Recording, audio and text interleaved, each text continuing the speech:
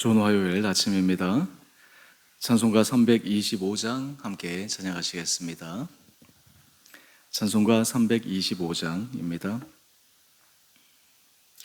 예수가 함께 계시니 시험이 오나 겁없네. 기쁨의 근원 되시는 예수를 위해 삽시다. 날마다 주를 섬기며 언제나 주를 기리고 그 사랑 안에 살면서 딴 길로 가지 맙시다. 이 세상 사는 동안에 주 이름 전파하면서 무한한 복락 주시는 예수를 위해 삽시다. 날마다 주를 섬기며 언제나 주를 기리고 그 사랑 안에 살면서 딴 길로 가지 맙시다. 이 세상 친구 없어도 예수는 나의 친구니 불의한 일을 버리고 예수를 위해 삽시다. 날마다 주를 섬기며 언제나 주를 기리고 그 사랑 안에 살면서 딴 길로 가지 맙시다. 주께서 심판하실 때 잘했다 칭찬하리니 이러한 상급 받도록 예수를 위해 삽시다. 날마다 주를 섬기며 언제나 주를 기리고 그 사랑 안에 살면서 딴 길로 가지 맙시다. 아멘. 오늘 말씀은 사도행전 28장 1절에서 10절까지입니다. 우리가 구조된 후에 안제 그 섬은 멜리데라 하더라. 비가 오고 날이 참에 원주민들이 우리에게 특별한 동정을 하여 불을 피워 우리를 다 영접하더라. 바울이 나무 한 묶음을 거두어 불에 넣으니 뜨거움으로 말미암아 독사가 나와 그 손을 물고 있는지라. 원주민들이 이 짐승이 그 손에 매달려 있음을 보고 서로 말하되 진실로 이 사람은 살인한 자로다. 바다에서는 구조를 받았으나 공의가 그를 살지 못하게 함이로다 하더니 바울이 그 짐승을 불에 떨어버림에 조금도 상함이 없더라. 그들은 그가 붙든지 혹은 갑자기 쓰러져 죽을 줄로 기다렸다가 오래 기다려도 그에게 아무 이상이 없음을 보고 돌이켜 생각하여 말하되 그를 신이라 하더라. 이 섬에서 가장 높은 사람 보블리오라 하느니가 그 근처에 토지가 있는지라. 그가 우리를 영접하여 사흘이나 친절히 머물게 하더니 보블리오의 부친이 열병과 이절에 걸려 누워있거늘 바울이 들어가서 기도하고 그에게 안수하여 낫게 하며 이러므로 섬 가운데 다른 병든 사람들이 와서 고침을 받고 후한 예로 우리를 대접하고 떠날 때에 우리 쓸 것을 배에 실었더라. 아멘. 하나님께서 이 화요일 아침 우리 사랑하는 성도님들 심령 가운데 은혜 도와해 주시고 또 새로운 힘으로 우리가 믿음에 힘찬 경주를 하는 복된 날 되시기를 원합니다. 하나님께서 사도 바울에게 로마에 가서도 복음을 전하여야겠다 말씀하셨지만 로마로 가는 그 여정은 결코 순탄하지 않았습니다. 큰 풍랑을 만나서 자칫 잘못했으면 바다에서 수장될 뻔한 그러한 위기를 하나님께서 넘어가게 하여 주셨습니다. 어제도 말씀을 드렸지만 하나님이 일을 이루시고 또 그것을 인도하시겠다 말씀하셨음에도 그 과정이 이렇게 순탄하지 않게 되는 경우가 있을 때, 그때도 우리가 믿음이 흔들리지 않고 주의 말씀을 붙들고 살아가는 것이 얼마나 중요한가, 바울의 이 선교 여정을 통해 다시 한번 확인할 수 있습니다. 하나님의 도우심으로 그 배에 탄 모든 사람들 한 사람도 죽지 않고 한 섬에 다다르게 됩니다. 바로 1절 말씀인데 멜리데라 하는 섬입니다. 여기에는 아마 원주민들이 거주하는 그러한 섬이었던 것 같습니다. 근데 참 감사한 것은 통상 원주민들은 문명이 발달되지 않은 그런 사람들은 일질적인 문화의 사람들, 또 이질적인 외모를 가진 사람들에 대해서 뭔가 호의적이거나 열린 마음보다는 굉장히 이게 경계심을 가지고, 또 심지어는 잘못 오해해서 그들을 환대하는 것이 참 쉽지가 않습니다. 우리가 선교 역사를 보게 되면 많은 선교사님들이 저 아프리카나 밀림이나 또 브라질의 저기 아마존 같은 그 원주민들에게 복음을 전할 때 낯선 사람들, 또 낯선 옷을 입은 사람들, 이러한 사람들을 보면서 그들이 얼마나 경계심을 가지고 심지어는 적개심을 가지고 복음을 받아들이려고 하는 그 마음 자세가 없어서 수많은 선교사들이 순교를 당하는 모습을 우리는 잘 알고 있습니다. 오늘 어쩌면 지금 이 난파가 되어서 지금 이 섬에 표류했던 이 사람들을 향해서 사람들이 뭔가 황량의 마음보다 경계심의 마음이 더 커야 될 텐데 어떤 일이 일어납니까? 우리 2절 말씀입니다. 우리에게 특별한 동정을 하여 불을 피워 우리를 다 영접하더라. 여러분, 그냥 우리가 지나가면 그냥 지나가는 말씀이지만 하나하나 상황을 생각하면 참 이런 거 하나하나도 하나님의 크신 은혜다. 사도 바울 입장에서는 자신이 하나님의 말씀을 가지고 있기 때문에 모든 되어지는 일들이 정말 하나님의 인도하심이구나, 하나님께서 모든 것을 보호해 주셨구나 라고 하는 것을 확인할 수 있습니다. 여러분, 우리가 삶을 살아갈 때 주께서 주신 말씀을 붙들고 있느냐 붙들지 못하느냐에 큰 차이가 있습니다. 주의 말씀을 붙들지 못할 때는 하나님께서 은혜를 주셔도 그 은혜가 은혜인지 알지 못합니다. 그냥 지나가 버리고 맙니다. 무심히 넘어가 버리고 맙니다. 그런데 주께서 주시는 말씀이 있기 때문에 그 말씀을 붙들고 그리고 그 말씀을 의지해서 한 걸음 한 걸음 걸어가다 보면 모든 되어지는 것 하나하나가 정말 하나님의 보호하심이 있구나, 하나님의 인도하심이 있구나, 하나님의 정말 섬세하게 배려하심이 있구나 라고 하는 것을 느낄 수 있다라는 것입니다. 여러분, 우리가 삶을 살아갈 때 똑같은 하루를 살아가지만 주의 말씀을 듣고 말씀을 의지하여 살아가는 삶은 그 작은 일에서부터 하나님께서 정말 내 삶에 은혜를 주시는구나, 그래서 그 은혜 자리에서 풍성한 삶을 살아갈 수가 있습니다. 그와 반해서 우리가 그 말씀을 알지 못하면 그냥 되어지는 것이 그냥 우연이구나, 때로는 운이 좋아서 그렇구나, 어떻게 우리가 잘해서 그렇구나, 이런 착각 아닌 착각을 하게 되는 것이죠. 우리의 삶의 모든 자리자리마다 하나님께서 우리 살아가는 성도님들을 주의 말씀으로 인도하시고 또 그 말씀이 우리 삶에서 어떻게 하나님께서 인도해 가시는가라고 하는 것을 기대하는 마음으로 걸어갈 때 때로는 예상치 못하는 어려움, 또 우리가 감당하기 어려운 힘든 일들 속에서도 전능하신 하나님의 은혜 손길을 날마다 느끼고 또한 그 가운데서 주님의 은혜를 찬양할 수 있는 우리 온 복된 성도님 되시기를 원합니다. 이들이 불을 피워서 난파된 그 바울 일행들을 다 영접하는데 또 하나의 사건 에피소드가 일어납니다. 우리 3절 말씀 한번 보십시다. 바울이 나무 한 묶음을 거두어 불 안에 던져 넣습니다.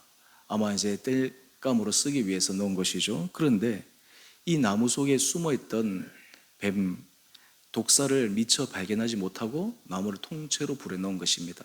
그랬더니 어떤 일이 일어납니까? 3절 말씀입니다. 뜨거움으로 말미암아 독사가 나와 이 바울의 손을 물고 있습니다. 여러분, 보통 이런 모든 상황들을 보게 되면 사람들이 설상가상이라는 말을 사용하게 됩니다. 난파되는 것도 그렇죠. 또 난파에서 지금 살아와서 조금 이제 숨을 돌릴만 하는데 또 독사에게 물리는 이런 일이 생기는 것이에요. 이런 일을 지금 4절 말씀 우리 원주민들이 보았을 때 어떻게 이 장면을 해석하고 있는가? 원주민들은 이 짐승이 그 손에 매달려 있음을 보고 이미 경험적으로 이 독사의 물림이 어떻게 된다라고 하는 것을 잘 알고 있습니다. 사도 바울의 손에 지금 달려있는 이 독사의 모습을 보면서 이 원주민들이 이렇게 얘기합니다. 우리 4절 중반절 이하의 말씀입니다. 진실로 이 사람은 살인한 자로다. 바다에서는 구조를 받았으나 공의가 그를 살지 못하게 함이로다.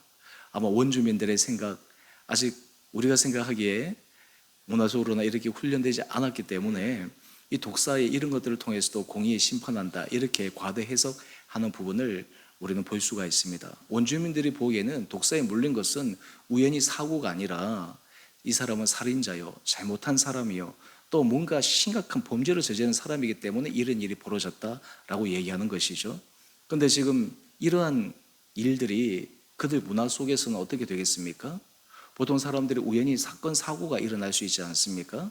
그런데 그런 사건, 사고를 만약에 이런 식으로 해석한다, 그러면 정작 당한 사람은 당한 것으로도 어려움을 당하는데 또 그 당한 일로 인해서 주변의 사람들의 시선에 의해서 얼마나 심정적인 고통을 받았겠는가, 이런 것들을 미루어 짐작해 봅니다. 그런 의미에서 하나님께서 이 기독교 복음이 전파되면 전파될수록 거기 주신 놀라운 은혜가 있습니다. 바로 그 속에 속한 사람들이 문화적으로 여러 가지 삶의 모습들이 개화가 되고, 그리고 미개한 부분에서 그들이 문화 문명인으로 여러 부분들에서 열린 부분으로 발전하게 됩니다. 여러분, 우리 세계 역사를 한번 보십시오.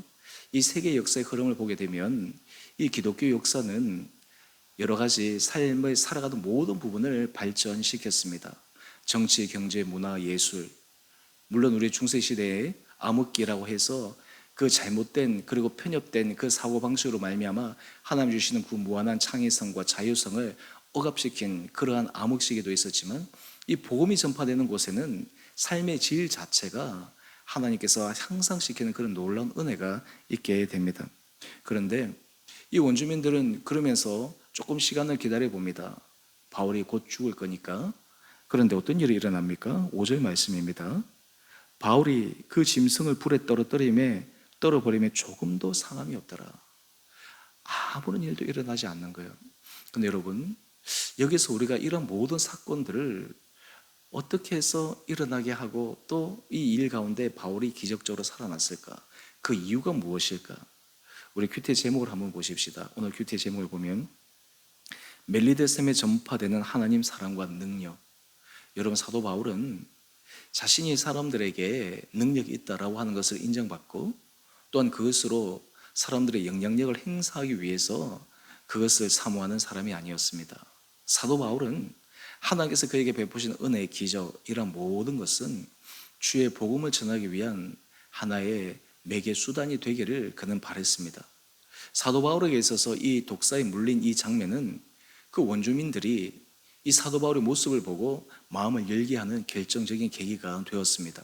만약에 이러한 일이 없었다면 사도 바울이 그냥 말로 그들에게 설명하거나 또한 복음을 얘기한다고 한들 얼마나 그들이 마음문을 열고 받아들였겠습니까? 근데 실질적으로 그들이 분명히 독사에 물려서 죽어야 되는데 죽지 않는 사도 바울의 모습을 보고 이 사람은 평범한 사람이 아니구나. 6절 말씀입니다. 그들이 이 사도 바울을 어떻게 얘기합니까? 신이라고 얘기하는 것입니다. 다르게 얘기해서 사도 바울에 대한 마음이 완전히 열린 것이죠. 그의 입으로 나오는 말에 대해서 신뢰하게 되는 것이죠. 여러분, 우리 삶에 하나님 앞에 기적의 은혜를 구할 때가 있습니다.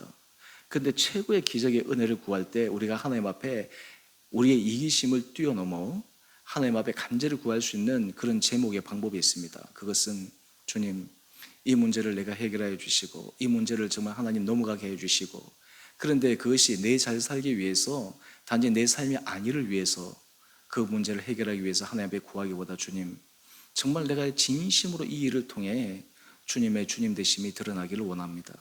제가 주의 말씀을 드린 것처럼 하나님의 하나님 되심이 내 삶 가운데 드러나기를 원합니다. 내 삶의 자리 가운데 정말 주의 복음이 전하여지기를 원합니다. 하나님, 저의 모습을 통해 또 그 모든 것을 보고 있는 사람들이 이 하나님의 역사하심을 바라보며 주님 앞에 돌아올 수 있는 그런 구원의 역사가 있게 하여 주십시오. 사실 우리의 삶의 자리에 이런 마음의 중심을 가지고 하나님 앞에 은혜를 구하여 나가야 될 때 사실 그렇지 못할 때가 얼마나 많은지 모릅니다. 우리는 단지 문제 해결에만 급급하고 그 문제 해결로 인해서 우리 감정이 일희일비하고, 근데 사도 바울의 마음은 모든 것이 합력해서 주의 복음을 전하는데 그의 삶이 쓰임을 받았다라고 하는 것입니다. 물론 사도 바울은 그의 삶이 그냥 올인해서 전 삶의 하루의 모든 시간들이 주의 복음을 전하는 데 쓰임을 받는 그런 삶이었는데, 우리가 삶을 살아가면서도 사도 바울의 인생은 우리와 전혀 다른 특별한 삶의 모습이지, 그런 것이 아니라 우리 한 사람 한 사람에게도 하나님께서 그런 기적의 은혜, 그를 통해 정말 주의 복음이 정말 내 삶의 자리를 통해서 일어날 수 있는 그런 간절한 기대와 소망을 가지고 살아가는 우리 온 성도님 될 수 있게 되기를 원합니다. 사람은 자신의 마음의 중심을 자신이 먼저 압니다. 내가 어떤 마음의 중심을 가지고 있는지, 그리고 그보다 더 중요한 것은 하나님께서 내 마음의 중심을 어떻게 보고 계시는지. 그래서 가장 큰 은혜는 무엇일까요? 우리 마음의 이 중심이 하나님 앞에 인정받는 마음으로 갖는 것입니다. 우리 마음의 중심이 하나님 앞에서 정말 기뻐하실 마음으로 변하는 것입니다. 바로 거기에 기적의 역사가 일어나게 되는 것입니다. 그랬더니 우리 7절 이하의 말씀을 한번 보십시다. 그 섬에서 가장 높은 사람, 아마 리더격에 있는 보블리오라고 하는 사람이 그 일행들을 영접해서 사흘이나 친절히 머물게 합니다. 그런데 여기에 또 하나의 기적의 사건이 일어납니다. 우리 8절 말씀을 한번 볼까요? 보블리오의 부친이 열병과 이질에 걸려 누워있다라고 얘기합니다. 보통 이 이질은 언제 발생하는 질병입니까? 이 청결, 위생 청결이 제대로 되지 않는 곳에 이런 이질이 많이 발생하게 되죠. 더러운 그런 것을 손으로 만지다가, 또한 그것을 씻지도 않고 위생 청결을 깨끗하게 하지 않아서, 그래서 그 세균이 다시 입으로 들어가서 일어나는 그러한 질병입니다. 그러니까 이 문화 수준이나 그리고 여러 가지 환경 위생적으로 취약한 곳에서 이런 이질병들이 많이 발생하게 됩니다. 이 이질병의 특징은 발열이라든지 구토라든지 복통이라든지, 심지어는 이게 혈성 설사라든지 이런 것들을 통해서 굉장히 힘든 그런 모습을 보이고 있죠. 그래서 이 보블리오 부친이 열병과 이질에 걸려 누워 있는데 바울이 들어가서 기도하고 그에게 안수하였을 때 하나님께서 기적처럼 낫게 하여 주셨습니다. 그런데 이것을 보면서 그 성에 병든 많은 사람들이 또 그곳에 옵니다. 9절 말씀입니다. 다른 병든 사람이 와서 고침을 받고. 그런데 여러분, 우리가 성경에 여러 많은 말씀들, 환자들이 고침을 받고 삶의 문제가 해결되고 이런 그 부분에만 우리가 초점을 맞추지만, 실제로 하나님께서 이렇게 하시는 이유와 역사가 있습니다. 그것은 이것을 통해 그들의 심령 가운데 주의 복음을 듣기 위해, 그들의 마음 문을 열기 위해, 그리고 그것을 통해 하나님의 나라가 확장되기 위해서 하나님께서 사용하신 놀라운 기적의 역사입니다. 여러분, 우리 안에 이런 마음의 소망을 가지고 살아간다면 하나님께서 우리 삶의 자리자리마다 하나님의 하실 일을 기대하며 걸어가는 그런 귀한 삶이 될 수 있지 않을까 생각하게 됩니다. 여러분, 삶의 기적이라고 하는 것이 우리에게 정말 이런 죽은 자 또 아픈 자가 살아나는 것만 삶의 기적이겠습니까? 우리의 삶의 자리에서 하나님께서 이 하루하루 살아가는 것도 얼마나 기적의 은혜인지 모릅니다. 우리의 일상의 삶이 모든 것이 그냥 자연스러운 것이 아니라 특별한 하나님의 은혜임을 깨닫게 됩니다. 그래서 우리가 이것을 깨닫게 되면 하루하루를 주님 앞에 기쁨과 감사로 살아갈 수 있게 되고, 또한 그 가운데서 주 안에서 우리의 인생이 쓰임받기를 원하게 되고, 또 그 안에서 하나님 앞에 간절한 기도를 가지고 나갈 때 하나님께서 우리를 사용하시는 그런 축복을 누릴 수 있습니다. 저는 우리 사랑하는 주은혜 교회 성도님 한 분 한 분들에게 주님께서 이런 은혜 마음을 허락하여 주시기를 원합니다. 여러분, 우리가 신앙생활에 있어서 하나님 앞에, 하나님 정말 내 인생이 주님 앞에 쓰임받기를 원합니다. 내가 주님 손에 정말 아름답게 쓰임받기를 원합니다. 사실 그런 간절한 기대와 소망이 우리에게 부족하기 때문에, 또한 우리에게 그 부분보다는 문제 해결이라든지 또 다른 내 인간적인 욕심이라든지 또 다른 나의 이중적인 마음이라든지 이런 것에 치우쳐 있기 때문에 하나님의 은혜 아래 우리가 들어가지 못하는 것이지, 실제 우리의 마음의 중심이 주를 위하여 우리 인생이 쓰임받기를 간절히 소망하는 그런 순수하고 정결하고 아름다운 마음을 하나님께서 주실 때 우리 인생을 정말 축복된 인생으로 인도하여 주시리라 믿습니다. 저는 우리 주은혜 교회 성도님들 한 분 한 분들을 주님께서 그렇게 사용하시기를 원하고, 특히 우리 주은혜 교회가 주님 앞에 그렇게 쓰임받는 거룩하고 복된 교회가 되기를 원합니다. 하나님 앞에서 하나님, 우리 주은혜 교회를 사용하여 주십시오. 하나님 우리 주원의 공동체를 통해 정말 주님의 은혜가 드러나기를 원합니다. 그로 인해 하나님 우리의 인생이, 우리의 삶이 정말 하나님 앞에 축복받는 인생 되기를 원합니다. 이런 간절한 기대와 또한 주님 앞에 소망을 가지고 여러분의 삶의 모든 걸음걸음마다 주께서 예배해 주시는 은혜의 축복을 누리는 귀한 하루 되시기를 주님의 이름으로 축복합니다. 함께 기도하겠습니다. 사랑의 주님, 참으로 감사합니다. 이 아침 사도 바울과 그의 일행들이 여러 당한 일들을 보며 하나님의 신비하신 인도하심을 바라보게 됩니다. 죄수의 신분이었지만 사도 바울을 통해서 그 난파된 그 배 안에서 사도 바울의 리더십을 발휘하고 개인적 리더십이 아니라 그를 통해 주의 복음을 전하는 선한 도구로 쓰임받는 모든 일들, 또한 이 섬에서 사람들에게 하나님의 하나님 되심을 드러나게 하는 모든 일들, 주님, 이 사도 바울의 일생과 사도 바울의 삶을 보며 우리도 우리의 인생을 통해 하나님 앞에 쓰임받는 거룩하고 복된 인생 되기를 소망하는 아름다운 기대가 있습니다.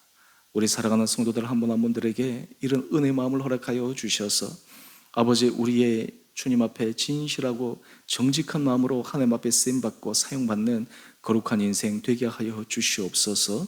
아버지, 우리 성도들의 각 개인과 가정, 일터, 무엇보다 우리 주원의 교회 공동체가 하나님 앞에 이러한 순수한 마음과 순수한 열정으로 쓰임받을 수 있는 거룩한 교회 되게 하여 주셔서 하나님께서 이 공동체 안에 역사하심을 사람들에게 드러내며 또한 이 공동체를 통해 주께서 부르신 한 영혼들이 주님 앞에 돌아오며 하나님, 우리 안의 연약함과 우리의 부족함과 우리의 정말 그 무너진 모든 마음들이 주님 앞에 새롭게 회복을 받아 주의 은혜 앞에 존귀의 쓰임받는 거룩하고 복된 공동체 되게 하여 주옵소서. 특별히 지금 아버님을 떠나보내고 슬픔에 빠진 노혜석 권사님 그 유가족들을 주님 은혜 가운데 위로하여 주시고 남은 모든 장례 절차들이 잘 진행되게 하여 주시며 또한 거리가 있어서 우리 사랑하는 성도들의 함께 육신으로 가서 위로하고 하는 시간을 못 갖다 하더라도 함께 위로하며 격려하며 또한 이 힘든 시간들을 잘 보낼 수 있도록 진정한 사랑을 보여줄 수 있는 거룩한 시간들 되게 하여 주시옵소서. 주님, 오늘 이 하루 삶을 눈동자처럼 지켜주시고 우리의 마음의 중심에 정말 하나님의 하나님 되심을 우리 인생 가운데 드러내기를 소망하는 마음으로 살아가 매일매일이 기적의 삶임을 고백하는 우리 온 성도들 되게 하여 주시기를 우리를 사랑하신 예수님 이름으로 감사 기도 드리옵나이다. 아멘. 하늘에 계신 우리 아버지, 아버지의 이름을 거룩하게 하시며 아버지 나라가 오게 하시며 아버지의 뜻이 하늘에서와 같이 땅에서도 이루어지게 하소서. 오늘 우리에게 일용할 양식을 주시고 우리가 우리에게 잘못한 사람을 용서하여 준 것 같이 우리의 죄를 용서하여 주시고 우리를 시험에 빠지지 않게 하시고 악에서 구하소서. 나라와 권능과 영광이 영원히 아버지의 것입니다. 아멘. 오늘도 믿음 안에서 승리하시는 복된 하루 되시기를 바랍니다.